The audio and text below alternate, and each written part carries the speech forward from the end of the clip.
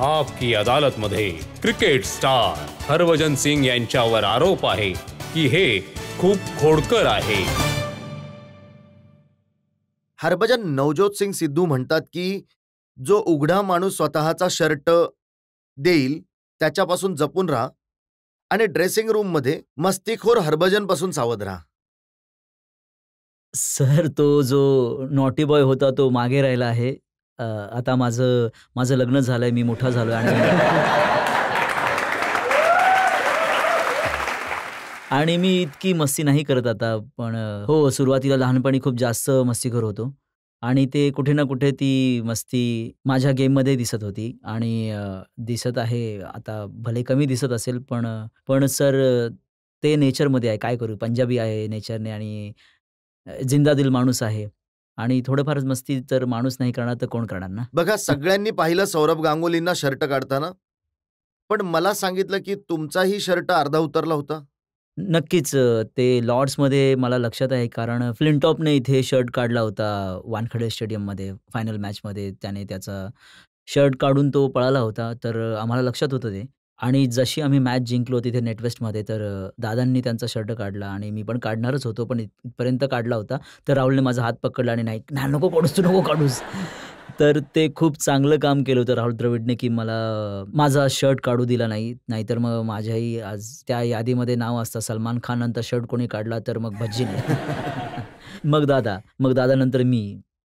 तर चांगलं झालं मला थांबवलं तेव्हा पण द्रविडने. आता कठीण होईल मस्ती करणं, कारण अनिल कुंबळे कोच बनले आहेत. ते थोडे डिसिप्लिनवाले, थोडे सिरियस मनुष्य आहेत.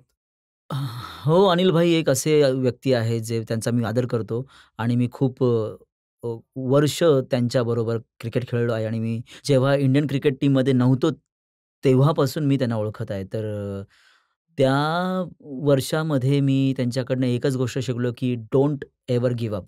कारण ते चांगले क्रिकेटर होते. हां आणि हो, थोडे सीरियस प्रकारचे व्यक्ती आहेत. पण ते मला ओळखतात, की जर थोडंफार तुम्ही एन्जॉयमेंट नाही केली आणि ड्रेसिंग रूमचं वातावरण जर तुम्ही तेवढंच टेन्स ठेवलं, तर ते ग्राउंडमध्ये ॲक्चुअली होतं, की वातावरण खूप टेन्स असतं.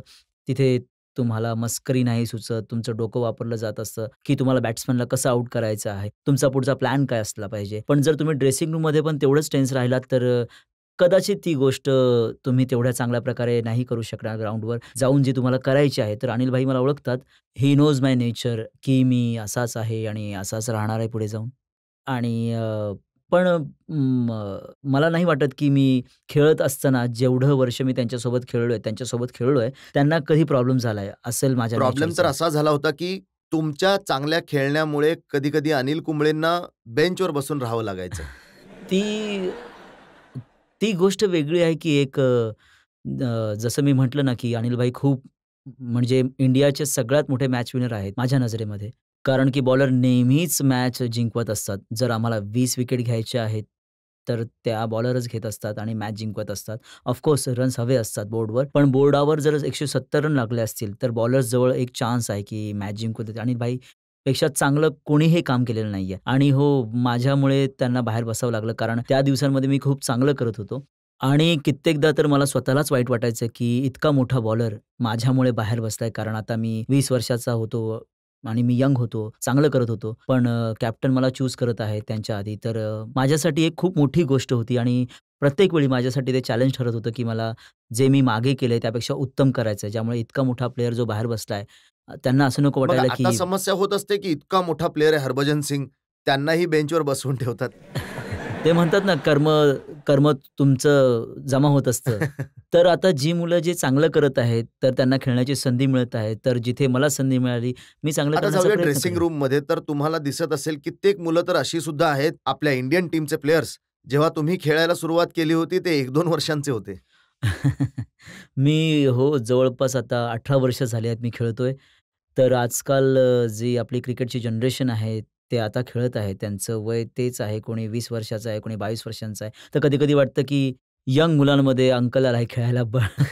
But the same time if you keep it fit, you stay young and you can compete with any youngster आणि जे माझ्याजवळ आहे, ते यंगस्टरजवळ ते नाहीये. तो आहे एक्सपिरियन्स. तर जो एक्सपिरियन्स आहे तो लाईफमध्ये कदाचित माझ्या नजरेमध्ये सगळ्यात मोठी गोष्ट जेव्हा आहे. तुम्ही जाता ड्रेसिंग रूममध्ये तेव्हा कसं रिसीव्ह करतात त्या अंकलला? अंकलला खूप आदराने रिसीव्ह करत असतात. कारण त्यांना माहीत आहे की जे माझ्या आत आहे, जो मस्तीखोर मुलगा लपलेला आहे किंवा जो आगाऊपणा आहे, मी त्यांच्यावर खूप उत्तम प्रकारे मिंगल करत असतो and they feel very comfortable talking to me. कारण की आम्ही जनरेशनची गॅप आम्ही फील होऊच नाही दिली आहे. जेव्हा आम्ही सीनियर होतो टीममध्ये किंवा आहोत, आम्ही कधी अशा नवीन मुलांना जाणीवच होऊ नाही दिली, की तो नवीन मुलगा आहे. तर ती जनरेशन गॅप नाहीये. काहीही बोलू शकतो, काहीही मस्करी करू शकतो. मी त्यांची चेष्टा करत असतो, ते माझी चेष्टा करत असतात. तर चांगलं रिलेशन आहे.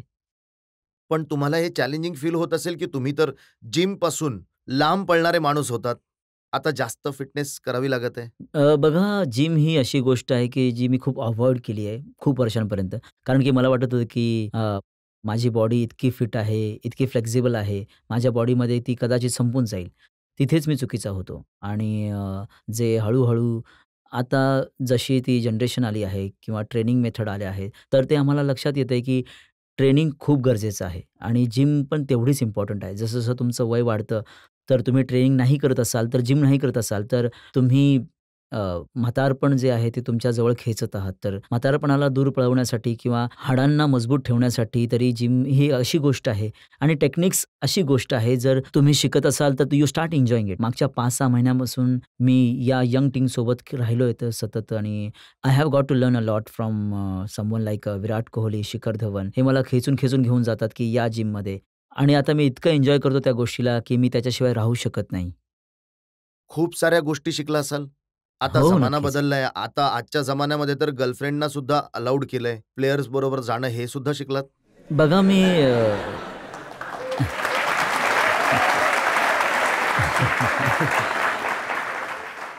हे बघा गर्लफ्रेंडवाली गोष्ट तर आता राहिली नाहीये. माझी तर पत्नी आहे आणि मला तर पक्का लायसन्स मिळालं आहे, की जेव्हा गर्लफ्रेंडवाला काळ होता, त्या दरम्यान आम्हाला कोणालाच घेऊन जायला दिलं नाही गर्लफ्रेंडला. तर आता पत्नी आहे.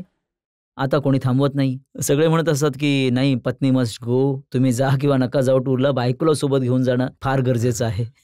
पण जर चांगलं नाही करू शकलात बॅटिंग बॉलिंगमध्ये, तर सगळा त्यामध्ये दोष त्यामध्ये त्या बिचारीची काय चूक आहे ना? आता बघा सगळं जग म्हणत आहे जेव्हा अनुष्का शर्मा मैदानावर उपस्थित असते, तेव्हा विराट कोहली लवकर नाही, आउट नाही, होऊन नाही. जातो.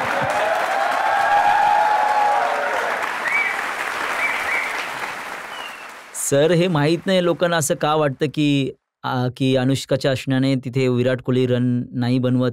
पण मला वाटतं, की जो जो पार्टनर असतो तो नेहमी सपोर्टसाठी असतो आणि जर अनुष्का तिथे मॅच बघायला जात आहे किंवा माझी वाईफ तिथे मॅच बघायला जात आहे, तर ती फक्त आणि फक्त सपोर्ट करायला जात असते आणि जर लोकांचं असं म्हणणं आहे, तर ते फार चुकीचं आहे. आणि मी सगळ्यांना हात जोडून विनंती करतो, की असा विचार करू नका आणि प्लेयरचा एकच उद्देश असतो, की जाऊन त्याने चांगलं खेळावं.